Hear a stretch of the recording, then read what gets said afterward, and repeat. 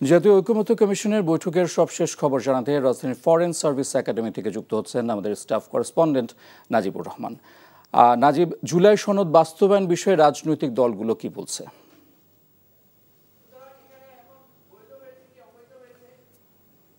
সকাল থেকে কিন্তু চতুর্থ দফায় রাজনৈতিক দলগুলো ঐকমত্য কমিশন যারা সদস্য রয়েছেন তাদের সাথে কিন্তু বৈঠকে বসেছেন।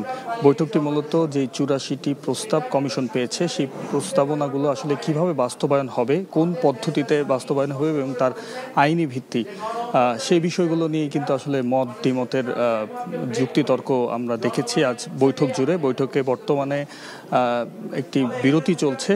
বিরতির পর আবার বৈঠকে বসবেন রাজনৈতিক দলগুলো। এই রাজনৈতিক দলগুলোর মধ্যে আমরা পুরো বৈঠক জুড়ে যেটি দেখেছি আসলে জুলাই সনদটি আসলে কিভাবে বাস্তবায়ন হবে, বিশেষ করে বিএনপি, জামাত এবং এনসিপির দলগুলোর মধ্যেই কিন্তু মূলত দ্বিমত রয়েছে।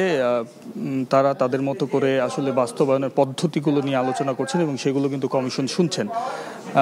বিশেষ করে সংবিধান সংস্কার বিষয়ক যে সকল প্রস্তাবনাগুলো রয়েছে সেগুলো সরকারি অধ্যাদেশ কিংবা সংবিধান আদেশের মাধ্যমে বাস্তবায়ন করে পরবর্তী সময়ে যেই জাতীয় নির্বাচন রয়েছে জাতীয় নির্বাচনের দিন গণভোট করে তা বাস্তবায়ন করা যায় কিনা সে ব্যাপারে জামায়াত একটি প্রস্তাবনা দিয়েছে। তবে সেখানে একটু দ্বিমত রয়েছে বিএনপি বলছে যে আগামী জাতীয় সংসদ নির্বাচনে যারা জয়ী হবেন তারা সেই প্রস্তাবনাগুলো জাতীয় সংসদের মাধ্যমে তারা বাস্তবায়ন করতে চান।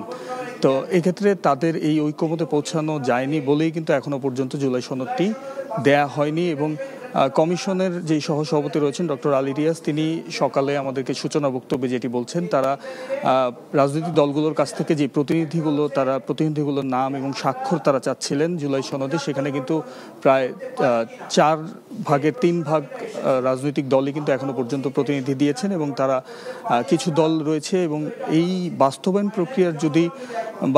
প্রক্রিয়ার যেই ঐকমত সেটি পৌঁছানো গেলেই তারা আগামী 15ই অক্টোবরের মধ্যে জুলাই সনদ বাস্তবায়ন পদ্ধতি এবং জুলাই সনদটি তারা দিতে চান, এমনটি তারা বলছেন। এখন আলোচনা চলছে, দিনব্যাপী আলোচনা চলার কথা রয়েছে এবং পরবর্তীতে যদি আজকে সমাধান না হয় সেক্ষেত্রে কিন্তু আগামীকালও আরেকটি বৈঠক অনুষ্ঠিত হতে পারে বলে জানিয়েছে তারা।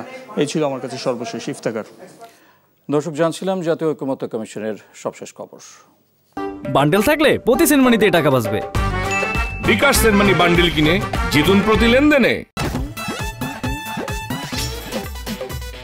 এতদিন শুনছি চান্দে অমাবস্যা লাগে, আজকে দেখলাম শুরুতে অমাবস্যা লাগে।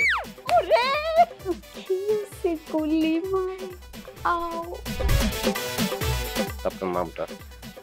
আমার নাম লাবণ্য। এটা ধরেন। এইটা কি? চলে মানে আংটি। ভয় পেলে নাকি সিরিয়াস? খেজুর কাটা নিয়ে চক্ষু 2টা উঠানো হইলে আমারে দান করে দিন। কারো পৌষ মাস আর কারো সর্বনাশ। নাই রে নাই, আমার বাপে নাই। এই হারামজাদা, হাতে কি গ্রামের মাসে তোর আটকা জলিল কর। আমার ঘরে 3-3টা বউ এতিম হয়ে যেতাম। বস্তালা আবার ঢুকা।